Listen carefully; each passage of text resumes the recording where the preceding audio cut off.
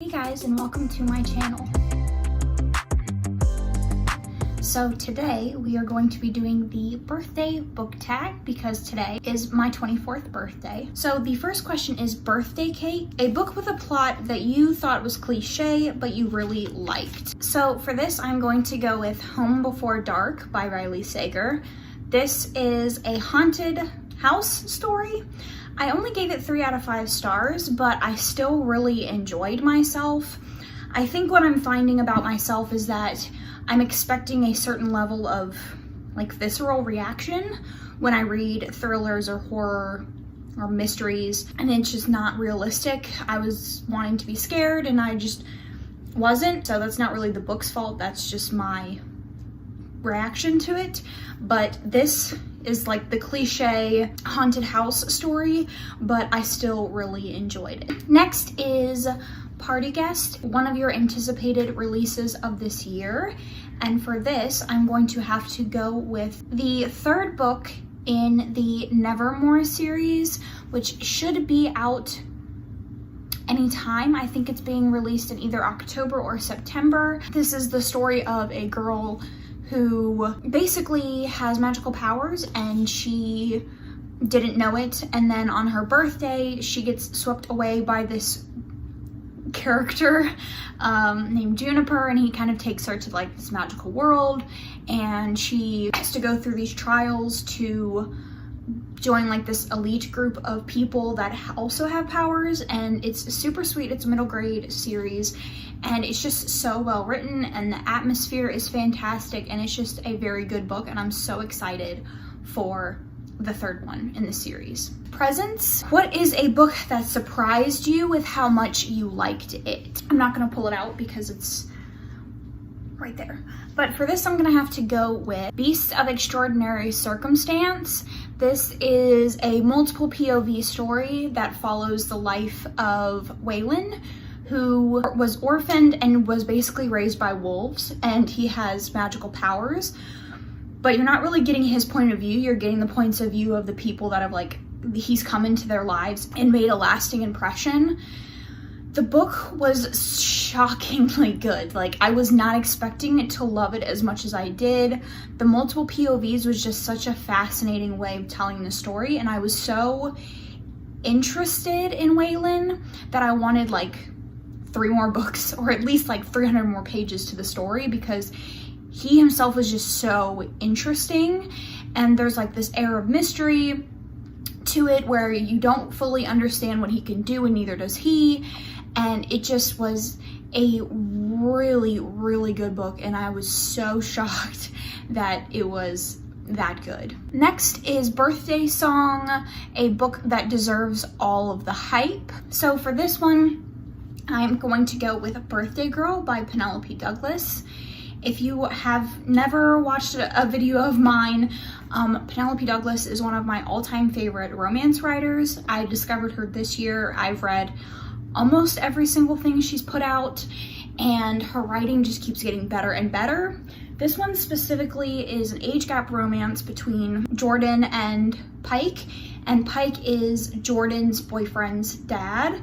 And when Jordan and her boyfriend lose their apartment, they move in with Pike, and this kind of relationship forms between the two, and it is so good.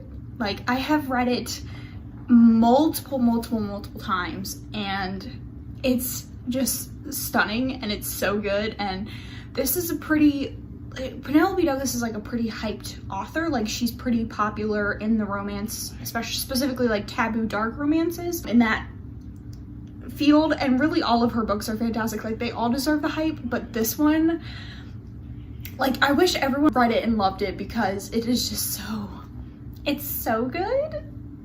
It's so good. I can't read my own writing. So next is Happy Music, and it is a book that is very beautiful and has very memorable quotes. So for this, I am going to go with The Starless Sea by Erin Morgenstern. The Night Circus is also very similar. This, if you're not familiar with Erin Morgenstern's writing, it's like, it's very purple, it's very gorgeous prose. So it's very flowery. So if you're not really like into that sort of style, then you probably won't like it. This one in particular is about a boy who discovers a world inside of books, which, like, as a reader, who would not love that? But this is just stunning, gorgeous, stunning, 5 out of 5 stars. And let me see if I can get a quote so I can read it to you. If you can see these tabs, all the purple ones are quotes that I loved. Okay, so this like perfectly explains this story and why I love it so much. He doesn't say what he is thinking, which is that his church is held breath story listening and late night concert ear-ringing rapture and perfect boss fighting button pressing, that his religion is buried in the silence of freshly fallen snow in a clearly crafted cocktail in between the pages of a book, somewhere after the beginning but before the end. So this is another one that I really like. This is a rabbit hole. Do you want to know the secret to surviving once you've fallen down the rabbit hole? Zachary nods and Maribel leans forward. Her eyes are ringed with gold. Be a rabbit, she whispers. And then the last one that I have like 5-starred a million times on my little sticky note. We are the stars, he answers, as though it is the most obvious of facts, afloat in a sea of metaphors and misdirections. We are all stardust and stories. So this book is just like stunning, just all around. Her writing is gorgeous, and I think the thing that I love most about her stories, but this book specifically, is that everything that seems innocuous, every little blip in the story, everything that you think might be pointless, eventually ties together. But it also provides you the chance to kind of figure out and put the ending together yourself. What you think has happened is what happens. She doesn't lay it flat out right. She doesn't explain to you a moral or anything like that. She gives you the facts of the story, and then she leaves it in your hands to decide what you think happened, how it happened, why it happened, and it's just all wrapped up together in like this perfectly written, gorgeous story, and it's brilliant. So next is Getting Older, something that you read a long time ago but think you would appreciate more now.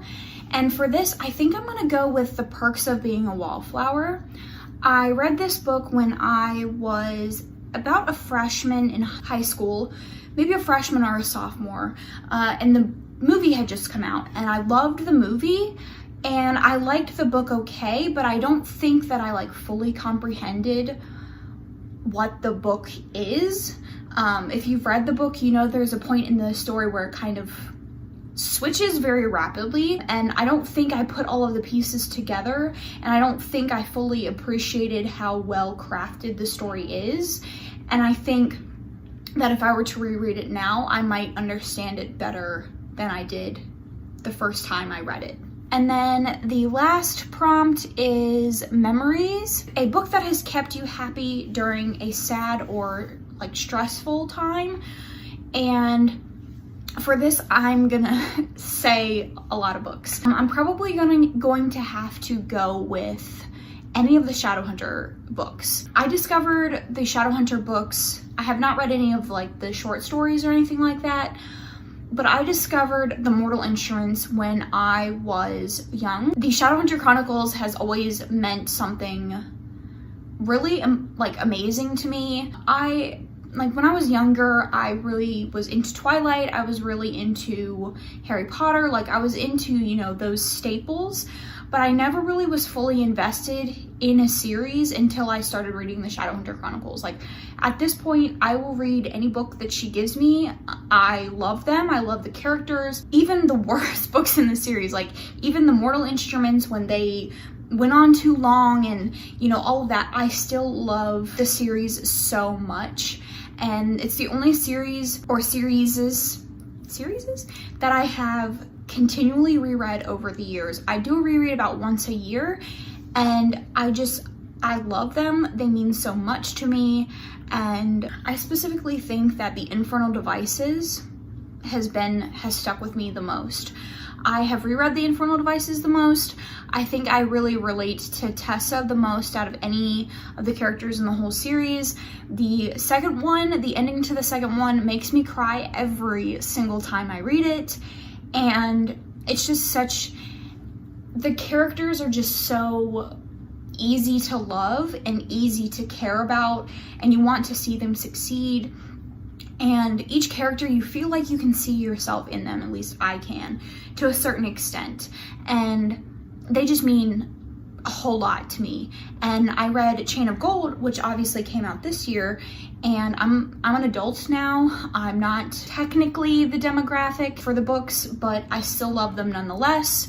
I don't think I just enjoy them for the nostalgia. Chain of Gold obviously had that nostalgic feeling in there. Once I got past like the initial reaction to the characters being the children of the Infernal Devices characters, I was genuinely enjoying the plot. I was enjoying the writing. Her writing has gotten so much better, and I just think that this whole world is so special to me, and I don't know any other series that best encapsulates my feelings about reading and just everything. Like, I love the Chronicles so much. I mean, they have gotten me through some really tough times. They have just always been a series that when I'm feeling bad, I can go to, and I can just escape into the world and be with the characters and enjoy their journeys.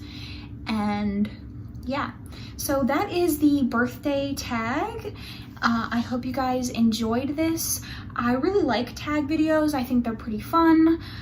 They give me a way to like talk about books in a different way than I usually would just like through a vlog or a wrap up. So I really hope you guys enjoyed this video. Comment down below anything you want to comment down below, and I will see you guys in my next one. Thanks.